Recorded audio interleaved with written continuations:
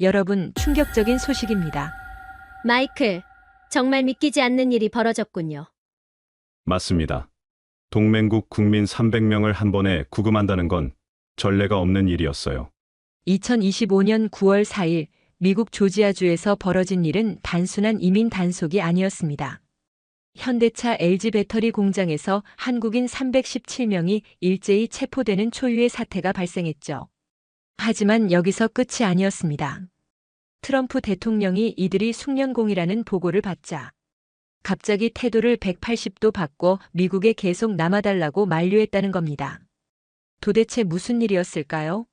왜 미국은 동맹국 국민을 대량 구금했다가 갑자기 붙잡으려 했을까요? 그리고 이 사건이 드러낸 한국의 진짜 실력은 무엇이었을까요?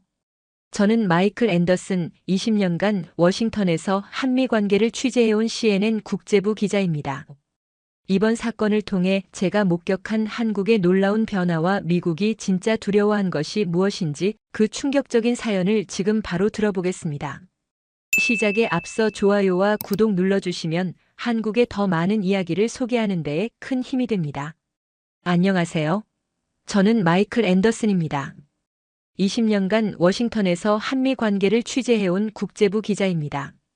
오늘 여러분께 말씀드릴 이야기는 제가 직접 목격한 충격적인 사건에 관한 것입니다. 지난 9월 4일 새벽 조지아주 엘라벨에서 벌어진 일은 제가 20년간 기자 생활을 하면서 본 것 중 가장 충격적인 장면이었습니다. 새벽 5시 30분 갑작스럽게 들려온 헬기 소음이 평화로운 공업단지의 정적을 깨뜨렸습니다. 현대차와 LG에너지솔루션이 함께 짓고 있던 배터리 공장 앞에 검은색 차량 15대가 일제히 몰려들었습니다. 이민 세관단 속국 요원 400여 명이 마치 군사작전을 방불케 하는 규모로 투입되었죠. 여기에 연방수사국, 국토안보부, 심지어 마약단 속국까지 동원되었습니다. 이때까지만 해도 저는 이것이 단순한 이민 단속이라고 생각했습니다. 하지만 곧 이것이 미국 이민 단속 역사상 전례 없는 규모의 작전이라는 것을 알게 되었습니다. 총 475명이 체포되었고 그중 317명이 한국인이었습니다. 체포되는 한국인들의 모습을 지켜보면서 저는 무언가 이상하다는 느낌을 받았습니다. 이들은 일반적인 불법 체류자의 모습과는 달랐기 때문입니다. 깔끔한 작업복을 입고 있었고 체포 과정에서도 질서정연한 모습을 보였습니다. 무엇보다 이들이 하는 말에서 이들이 단순한 노동자가 아니라는 것을 알 수 있었습니다. 이들은 현대차와 LG에너지솔루션의 첨단 배터리 공장을 건설하기 위해 한국에서 온 기술자들이었습니다. 배터리 셀 생산 설비 설치 전문가, 공장 자동화 시스템 엔지니어, 품질 관리 기술자들이었죠. 이들이 없으면 공장 건설 자체가 불가능한 핵심 인력들이었습니다. 특히 놀라웠던 것은 이들의 기술 수준이었습니다. 배터리 공장에서 사용되는 설비는 세계에서 몇 개 회사만이 제조할 수 있는 최첨단 장비였습니다. 이런 장비를 설치하고 조정할 수 있는 기술자는 전 세계적으로도 매우 희귀한 인력이었죠. 저는 취재 과정에서 한국의 배터리 기술이 얼마나 발전했는지를 새삼 깨달았습니다. LG에너지솔루션은 전 세계 배터리 시장에서 2위를 차지하고 있었고 삼성과 SK하이닉스까지 합치면 한국이 전 세계 배터리 시장의 40%를 차지하고 있었습니다. 이는 단순히 시장 점유율의 문제가 아니었습니다. 전기차 시대의 핵심 기술을 한국이 장악하고 있다는 의미였죠. 미국이 추진하고 있는 제조업 부활 정책에서 한국의 기술력이 필수 불가결한 요소가 되어 있었던 것입니다. 그런데 왜 미국은 이런 핵심 기술자들을 대량으로 체포한 것일까요? 표면적으로는 비자 위반이라고 했지만 저는 이 사건 뒤에 더 깊은 이유가 있다고 확신했습니다. 20년간 워싱턴을 취재하면서 배운 것이 있다면 정치에서 우연은 없다는 것이었기 때문입니다. 이 사건의 타이밍을 분석해보면 더욱 의도적이었음을 알 수 있습니다. 한국인 대량 체포가 일어난 9월 4일은 우연히 선택된 날이 아니었습니다. 바로 며칠 전까지 한미 양국 간에 여러 현안이 교착 상태에 빠져 있었기 때문입니다. 첫 번째는 방위비 분담금 협상이었습니다. 트럼프 행정부는 한국이 현재 내고 있는 연간 1조 3,500억 원의 방위비를 최소 6조 원까지 올려야 한다고 주장하고 있었습니다. 거의 4배에 달하는 금액이었죠. 한국 측은 이런 일방적 요구는 받아들일 수 없다는 입장을 고수하고 있었습니다. 두 번째는 사용 후 핵연료 재처리 권한 문제였습니다. 이는 더욱 민감한 사안이었습니다. 일본은 1988년부터 포괄적 사전 동의를 받아 핵연료 재처리를 할 수 있었는데 한국만 40년 넘게 개별 승인을 받아야 하는 차별적 대우를 받고 있었습니다. 한국의 원전 24기가 만들어내는 사용 후 핵연료는 연간 약 700톤이었고 임시저장 시설 포화율이 이미 85%를 넘어선 상황이었습니다.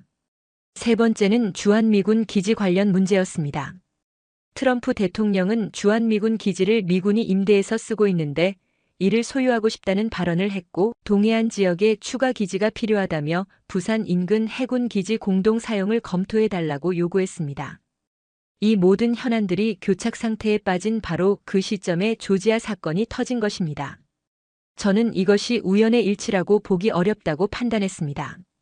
더욱 놀라운 것은 미국이 한국을 이토록 압박하는 이유였습니다. 표면적으로는 비용 부담과 안보 현안 때문이라고 했지만 저는 취재 과정에서 더 근본적인 이유가 있다는 것을 알게 되었습니다. 한국의 군사기술 발전이 미국에게는 예상보다 훨씬 큰 충격이었던 것입니다. 2021년 9월 한국이 잠수함 발사 탄도미사일 발사에 성공했을 때 워싱턴이 받은 충격은 상당했습니다. 전 세계에서 7번째로 이런 미사일을 보유한 나라가 되었는데 앞에 6개 나라는 모두 핵보유국이었기 때문입니다. 현무 4호는 사거리 800km 이상으로 북한 전역을 커버할 수 있었고 현무 5호는 사거리 3000km 이상으로 중국 동북부까지 타격 가능했습니다. 제압식 탄두로도 핵폭탄급 파괴력을 발휘할 수 있어서 핵 없는 핵폭탄이라고 불렸습니다. 한국의 로켓 기술도 눈부신 발전을 보였습니다. 누리호 발사 성공과 달 탐사선 다누리 발사는 한국이 언제든지 대륙간 탄도미사일을 만들 수 있는 기술력을 갖추었음을 보여주었습니다. 로켓 기술과 미사일 기술은 사실상 같은 것이었기 때문입니다. 더욱 중요한 것은 한국의 원전 기술이었습니다. 한국은 우라늄 농축부터 사용 후 핵연료 처리까지 모든 기술을 보유하고 있었습니다. 현재 기술로는 6개월이면 핵무기 제조가 가능하다는 것이 전문가들의 평가였습니다. 일본도 비슷한 기술을 가지고 있었지만 한국과는 달랐습니다. 일본은 미국의 통제하에 있었지만 한국은 독자적으로 판단할 수 있었기 때문입니다. 실제로 한국은 2017년 전술핵 재배치를 거부하고 독자적 억제력 구축을 선택했습니다. 이런 배경을 이해하고 나니 조지아 사건의 규모가 왜 그렇게 컸는지 알 수 있었습니다. 475명을 한 번에 체포한 것은 단순한 이민 단속이 아니라 정치적 메시지였던 것입니다. 이민 세관단 속국 역사상 단일 장소에서 벌어진 최대 규모의 작전이라고 스티븐 슈랭크 특별수사관이 자랑스럽게 발표했을 때 저는 이것이 한국을 향한 강력한 경고라는 것을 깨달았습니다. 400여 명의 단속 요원이 투입된 것도 이례적이었습니다. 보통 이런 규모의 작전은 테러 조직 소탕이나 대규모 범죄 조직 단속에나 사용되는 수준이었기 때문입니다. 동맹국 기업의 직원들을 상대로 이런 작전을 펼친다는 것은 상상할 수 없는 일이었습니다. 더욱 놀라운 것은 체포 과정이었습니다. 새벽 시간에 갑작스럽게 들이닥쳐서 영문도 모르는 사람들을 수갑으로 묶어 끌고 간 것입니다. 이들 중 상당수는 합법적인 주재원 비자 소지자들이었는데도 말입니다. 조지아주 포크스턴 구금시설로 끌려간 한국인들은 열악한 환경에서 일주일을 보내야 했습니다. 이 시설은 미국에서도 악명 높은 곳으로 알려져 있었습니다. 동맹국 국민을 이런 곳에 구금한다는 것은 외교적 결례를 넘어서는 수준이었습니다. 하지만 미국의 계산에는 오류가 있었습니다. 한국이 예전과 다르다는 것을 제대로 파악하지 못했던 것입니다. 과거 같으면 한국은 고개를 숙이고 미국의 요구를 수용했을 것입니다. 하지만 이번에는 완전히 달랐습니다. 한국 정부의 반응은 즉각적이고 단호했습니다. 조현 외교부 장관이 직접 워싱턴으로 향했고 우리 국민의 안전을 위해 필요한 모든 조치를 하겠다고 발표했습니다. 이는 외교적 수사가 아니라 실질적인 행동으로 이어졌습니다. 더욱 놀라운 것은 한국 기업들의 반응이었습니다. 삼성전자는 텍사스 반도체 공장 장비 투입을 보류했고 SK 하이닉스는 인디애나 메모리 공장 건설을 일시 중단했습니다. 현대차는 조지아 2차 투자 계획을 전면 재검토한다고 발표했습니다. 이런 반응은 미국이 전혀 예상하지 못한 것이었습니다. 과거 한국은 미국의 압박에 더 많은 투자를 약속하며 달래려 했는데 이번에는 정반대로 투자를 중단해버린 것입니다. 한국 기업들이 가진 힘이 얼마나 큰지를 미국이 뒤늦게 깨달았을 때는 이미 상황이 걷잡을 수 없이 커진 후였습니다. 조지아주만이 아니라 미국 전체의 제조업 부활 계획이 흔들리기 시작했기 때문입니다. 한국 정부의 대응은 과거와는 완전히 달랐습니다. 조현 외교부 장관이 워싱턴에 도착하자마자 보인 태도부터가 그랬습니다. 사과나 해명부터 하는 것이 아니라 강력한 항의와 명확한 요구를 했습니다. 첫 번째 요구는 구금된 한국인들을 석방할 때 수갑을 채우지 말라는 것이었습니다. 범죄자 취급을 하지 말라는 의미였죠. 두 번째는 이들이 향후 미국 재입국 시 불이익을 받지 않도록 보장하라는 것이었습니다. 이런 요구는 단순해 보이지만 매우 중요한 의미를 담고 있었습니다. 한국이 더 이상 일방적으로 당하기만 하는 입장이 아니라는 것을 분명히 한 것이었기 때문입니다. 더욱 놀라운 것은 미국이 이런 요구를 받아들였다는 사실이었습니다. 마코 루비오 국무장관이 조현 장관과의 면담에서 한국의 요구를 수용하겠다고 답변한 것입니다. 심지어 새로운 비자 형태를 만들기 위한 워킹그룹 신설도 적극 검토하겠다고 했습니다. 이는 매우 이례적인 일이었습니다. 보통 미국은 이민 정책에서 타국의 요구를 쉽게 받아들이지 않기 때문입니다. 특히 구금 과정에서의 처우나 재입국 보장 같은 문제는 미국의 주권 사항으로 여기는 경우가 많았습니다. 하지만 이번에는 달랐습니다. 미국이 한국의 요구를 받아들일 수밖에 없는 상황이 되었기 때문입니다. 한국 기업들의 투자 중단이 미국 경제에 미치는 파급 효과가 예상보다 훨씬 컸던 것입니다. 조지아주의 반응이 가장 극명했습니다. 브라이언 캠프 주지사가 백악관에 긴급 전화를 걸어 조지아 경제의 미래가 걸린 문제라고 호소했습니다. 현대차와 LG에너지솔루션의 투자가 중단되면 2만 5천 개의 일자리가 사라질 위기에 처했기 때문입니다. 텍사스, 인디애나, 미시간 등 다른 주에서도 비슷한 우려가 제기되었습니다. 삼성, SK하이닉스, LG 등 한국 기업들의 투자가 각주 경제에서 차지하는 비중이 생각보다 훨씬 컸던 것입니다. 월스트리트의 반응도 즉각적이었습니다. 골드만삭스는 한국 기업 투자 중단 시 연간 1,000억 달러 규모의 투자가 위험에 처할 수 있다는 긴급 보고서를 냈습니다. 모건 스탠리는 한국 없는 미국 제조업 부활은 불가능하다고 평가했습니다. 이런 상황에서 한국 정부는 더욱 당당해졌습니다. 과거처럼 미국 눈치를 보며 조심스럽게 행동하는 것이 아니라 상호 대등한 관계에서 협상하는 모습을 보였습니다. 특히 인상적이었던 것은 한국 정부가 이번 사건을 단순한 이민 문제로 보지 않고 한미 관계 전반의 문제로 접근했다는 점입니다. 방위비, 재처리 권한, 기지 문제 등과 연결해서 종합적으로 대응한 것입니다.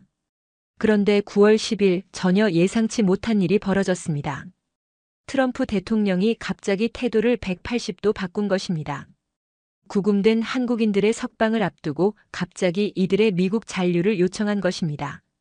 마코 루비오 국무장관이 조현 장관에게 전한 트럼프 대통령의 메시지는 충격적이었습니다.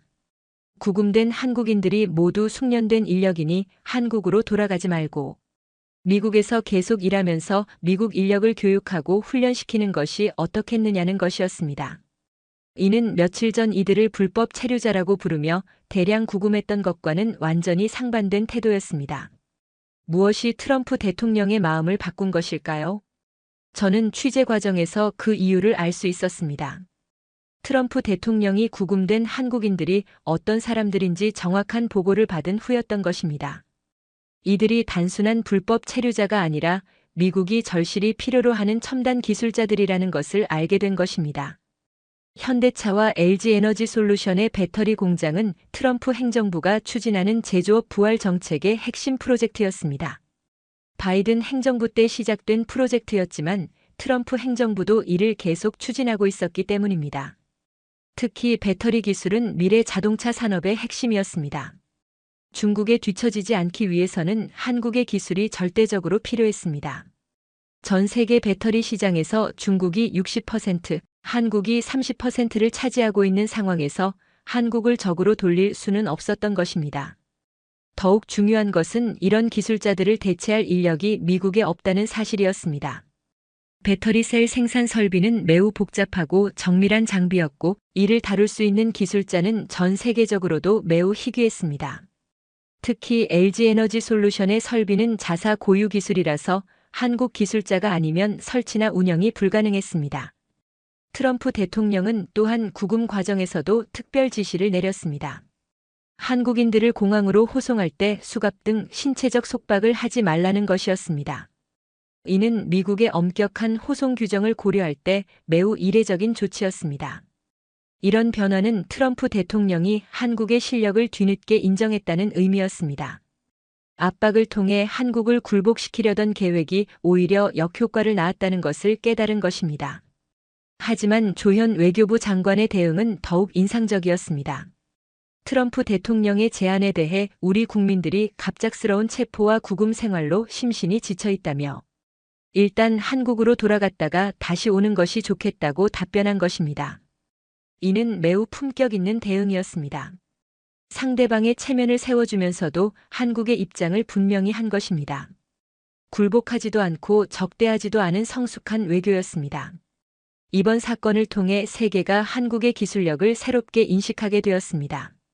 특히 미국이 한국을 보는 시선이 완전히 바뀌었습니다. 먼저 방산 분야에서 한국의 약진이 놀라웠습니다.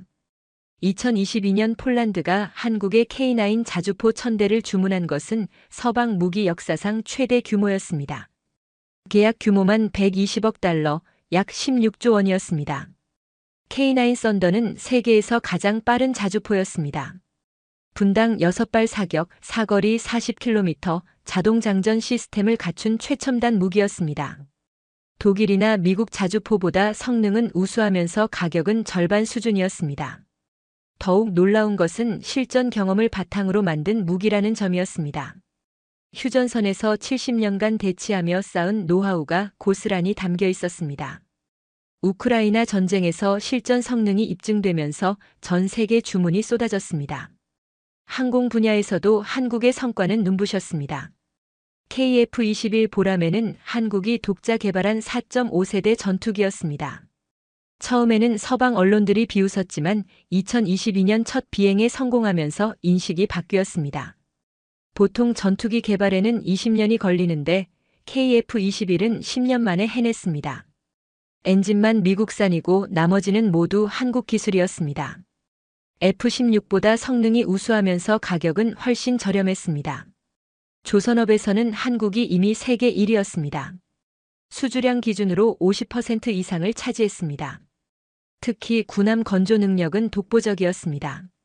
세종대왕급 이지스함은 미국 알레이버크급과 동등한 성능이면서 건조 속도는 2배 빨랐습니다. 원전 기술은 더욱 놀라웠습니다. APR-1400은 한국이 독자 개발한 원전으로 아랍에미리트 바라카 원전에서 세계 최고 안전성을 입증했습니다. 소형 모듈 원자로 기술에서도 세계를 선도하고 있었습니다. 반도체 분야에서 한국의 위치는 더욱 확고했습니다. 삼성과 SK 하이닉스가 메모리 반도체 시장의 70%를 차지했습니다. 특히 AI 반도체의 핵심 부품인 고대 역폭 메모리에서는 SK 하이닉스가 60% 점유율을 기록했습니다. 이런 기술력은 하루아침에 만들어진 것이 아니었습니다. 수십 년간 축적된 기술과 경험, 그리고 끊임없는 연구개발 투자의 결과였습니다. 한국의 연구개발 투자율은 국내 총생산 대비 4.9%로 세계 1위였습니다. 더욱 중요한 것은 이런 기술들이 서로 연결되어 있다는 점이었습니다. 반도체 기술이 자동차에 들어가고 배터리 기술이 에너지 저장 장치가 되고 조선 기술이 해상 풍력에 활용되는 시기였습니다. 미국이 한국을 새롭게 바라보게 된 이유가 바로 여기에 있었습니다. 한국이 더 이상 기술을 수입하는 나라가 아니라 기술을 수출하는 나라가 되었다는 것입니다. 구금 사태가 진행되는 동안에도 세계 각국의 한국에 대한 러브콜은 계속되었습니다. 이는 한국의 국제적 위상이 얼마나 높아졌는지를 보여주는 상징적 사건이었습니다. 경제협력개발기구 원자력기구가 한국을 2025년 국제회의 공동 주최국으로 선정한 것은 매우 의미 있는 일이었습니다. 세계 32개국 에너지 장관이 참석하는 최고 권위의 회의였고 미국, 프랑스, 영국, 일본이 70년간 주도해온 무대였습니다. 한국이 선정된 이유는 명확했습니다. APR 1400 원전 기술로 아랍에미리트에서 세계 최고 안전성을 입증했고 소형 모듈 원자로 기술에서 세계를 선도하고 있었으며 핵연료 주기 기술에서 완전 자립이 가능한 몇 안 되는 나라 중 하나였기 때문입니다. 회의 의제도 모두 한국이 제안한 것들이었습니다. 2030년 글로벌 탄소 중립과 원전의 역할, 아시아 유럽 에너지 안보 협력, 차세대 원전 기술 표준화 등이었습니다. 한국이 세계 에너지 미래를 설계하고 있었던 것입니다. 사우디아라비아는 네옴 프로젝트에 한국 원전 기술 도입을 요청했습니다. 5천억 달러 규모의 미래도시 프로젝트였습니다. 폴란드, 체코, 루마니아, 핀란드도 한국과의 원전 협력을 요청했습니다. 아프리카 국가들의 관심도 뜨거웠습니다. 가나, 나이지리아, 남아프리카 공화국이 모두 한국 기술로 전력난을 해결하고 싶다고 했습니다. 이는 단순한 기술 협력을 넘어선 것이었습니다. 각국이 관심을 보인 것은 한국의 기술력만이 아니었습니다. 한국 모델을 배우고 싶어 했습니다. 어떻게 작은 나라가 강대국 압박에 굴복하지 않을 수 있는지, 어떻게 독자적 기술력으로 발언권을 확보할 수 있는지 말입니다. 싱가포르 외교부 관계자는 한국이 중견국들의 롤모델이 되고 있다고 평가했습니다. 영국과 독일에서도 한국의 대응 방식을 높이 평가하는 목소리가 나왔습니다. 국제 신용평가 기관들도 한국을 재평가했습니다. 무디스는 한국 신용등급 상향 조정을 검토했고 스탠더드 앤드 푸어스는 한국 경제 전망을 긍정적으로 전환했습니다. 피치는 한국의 기술 경쟁력이 세계 최고 수준이라고 평가했습니다. 실제로 숫자로도 증명되었습니다. 2024년 한국 연구개발 투자율은 국내 총생산 대비 4.9%로 세계 1위였습니다. 특허 출원 건수도 인구 대비 세계 1위였고 기술 무역 수지는 3년 연속 흑자를 기록했습니다. 한국이 기술 수출국이 되었다는 것을 보여주는 상징적 지표였습니다. 더 이상 기술을 수입하는 나라가 아니라 기술을 팔아서 돈을 버는 나라가 된 것입니다. K컬처의 영향력도 무시할 수 없었습니다. 방탄소년단, 블랙핑크, 오징어 게임, 기생충 등으로 한국 문화가 세계를 휩쓸었습니다. 문화도 기술이라는 평가가 나올 정도였습니다. 한국이 소프트 파워까지 갖추게 되면서 세계가 한국을 보는 시선이 완전히 바뀌었습니다. 더 이상 경제적으로만 강한 나라가 아니라 문화적으로도 매력적인 나라가 된 것입니다. 타임지는 한국을 올해의 국가로 선정했습니다. 기술과 문화로 세계를 변화시키고 있는 나라라는 이유에서였습니다. 뉴스위크도 커버 스토리로 한국의 시대를 다뤘습니다. 조지아 사건은 이런 한국의 변화를 세계에 확인시켜준 계기였습니다. 더 이상 보호받아야 할 약소국이 아니라 미국조차 함부로 대할 수 없는 기술 강국이라는 것을 보여준 것입니다. 9월 11일 드디어 한국인 316명이 대한항공 전세기 2901편에 올랐습니다. 구금된 지 정확히 7일 만이었습니다. 이날 아침 포크스턴 구금시설에서 나온 한국인들의 모습은 인상적이었습니다. 수용복에서 체포 당시 입었던 옷으로 갈아입고 수갑 등 구속 장비 없이 차례대로 버스에 탑승했습니다. 트럼프 대통령의 특별 지시에 따른 것이었습니다. 8대의 민간 고속버스가 430km 떨어진 애틀랜타 국제공항으로 향했습니다. 이민당국 차량이 아닌 한국 측이 준비한 버스였습니다. 이 작은 차이가 큰 의미를 가졌습니다. 더 이상 죄인 취급을 받지 않는다는 상징이었기 때문입니다. LG에너지솔루션은 특별한 배려를 했습니다. 1등석 6석과 비즈니스석 48석은 구금 도중 건강 상태가 악화된 사람들에게 배정했습니다. 희망자 전원에게는 운전기사가 포함된 차량을 개별 제공해 귀가를 도왔습니다. 외국인 근로자 14명에게도 숙소와 자국 복귀를 위한 항공권을 전액 지원했습니다. 중국인 10명, 일본인 3명, 인도네시아인 1명이었습니다. 이들도 같은 공장에서 일하다가 함께 체포된 사람들이었습니다. 조현 외교부 장관은 워싱턴에서 마지막 브리핑을 했습니다. 이분들이 다시 미국에 와서 일하는데 아무런 문제가 없도록 미국 측으로부터 확약받았다고 발표했습니다. 한미 정상회담이 순조롭게 진행되어 양국 정상 간 신뢰관계가 쌓였기 때문에 이번 사태가 잘 풀릴 수 있었다고 설명했습니다. 하지만 저는 이것이 단순히 정상 간 신뢰 때문만은 아니라고 생각합니다. 한국이 더 이상 일방적으로 당하기만 하는 나라가 아니라는 것을 보여줬기 때문입니다. 한국의 대응은 처음부터 끝까지 품격이 있었습니다. 감정적으로 대응하지 않고 차분하고 당당하게 원칙을 지켰습니다. 상대방을 비난하거나 적대시하지 않으면서도 자신의 입장을 분명히 했습니다. 특히 트럼프 대통령의 잔류 제안에 대한 조현 장관의 응답이 인상적이었습니다.